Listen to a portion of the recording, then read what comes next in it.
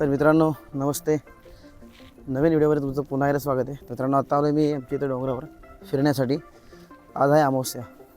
आता संध्याकाळच्या वाजलेत बरोबर 6 आणि आता या ठिकाणी म्हटलं हे वातावरण चांगलं असतं त्यामुळे ह्या वातावरणात आलो.